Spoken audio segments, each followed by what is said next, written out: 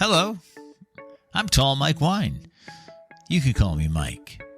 What you're listening to is something new. This is the first one. You're having a glass of wine with me. At least I hope I'm not drinking alone, but it's okay if I am. It wouldn't be the first time. Since I started the podcast, I've been working out a different way, a more brief way, to talk about the wines I drink on a regular basis.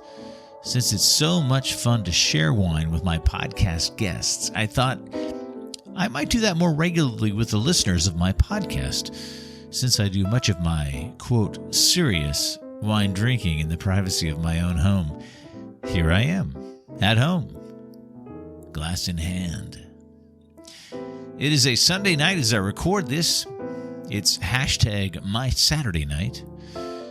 There's already been a lovely dinner and the obligatory hashtag sexy bottle shot posted to social media.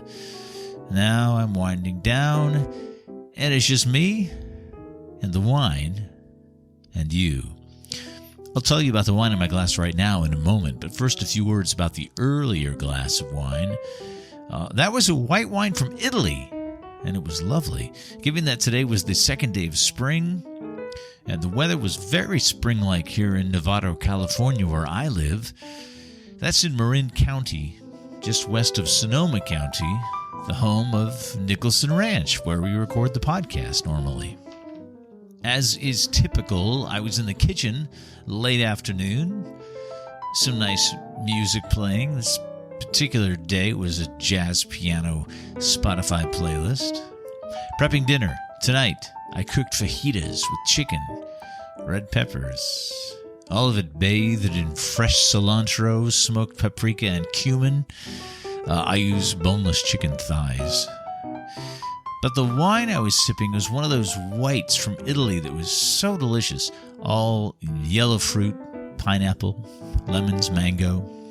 But this wine had some heft, almost a waxy consistency to it. The wine was from the Friuli region. The grape is called a few different things, mostly Sauvignonace or Sauvignon Vert. Like I said, delicious fruit, full-bodied, and paired oh so well with the avocados I was nibbling as I prepped the rest of the fajita fixings. The producer is Schiopetto. That's Schiopetto. Schiopetto. They call this wine Collio.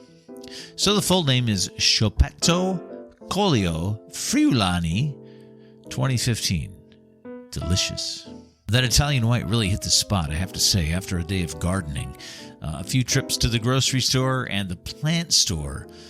I have a small garden space, which is my summer evening sanctuary. Adirondack chairs, potted plants, colored lights.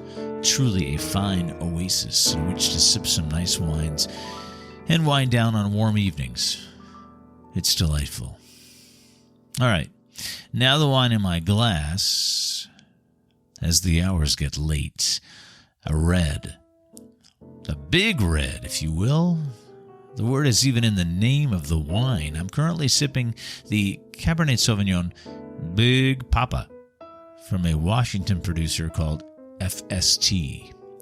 That's one word spelled E-F-E-S-T-E. They prefer you to say FST. They sourced the grapes for this 100% Cabernet from 4 different older vineyards in the Columbia Valley. The vineyards are Eclipson, Bacchus, Kiona, and Red Willow. And this wine is from the 2012 vintage, which was considered to be one of the better vintages in Washington in the previous decade. And it's really hitting a nice drinking window right now. If you have this in your cellar, it's time to start drinking. Over the next couple of years, anyway. This wine paired really nicely with the fajitas. That smoky paprika, the very subtle smoke from the oak barrels on the wine, mingled very nicely. The fruit is rich, red, currants, cherries, a bit of vanilla, a bit of cocoa from the barrels. French oak, 85% new barrels for 22 months. So this is a wine that has some nice rich fruit and some big barrel presence. This is really my type of wine. A very new world comfort wine for sure. FST has 2 tasting rooms in the greater Seattle area. The winery tasting room in Woodinville. If you're not hip to what's happening in Woodinville, Washington, you should do a little research on this. It's just plain crazy. There are a few hundred wineries and tasting rooms in a cluster of warehouses, all basically next to or just a very short drive between one another. The grapes all get trucked in from eastern Washington and processed at these mostly very small wineries. I visited Woodinville a couple of years back, and to say it's unique is really not doing it justice. It's a fantasy land for wine lovers. The other FST tasting room is in the area of Seattle where both the Mariners and Seahawks stadiums reside, so it's a game day destination. Go Mariners! I'm excited about baseball season. And that is what I am drinking. Thanks for sharing a glass with me. I'm Tall Mike Wine. I'll have a new Tall Mike Wine podcast very soon.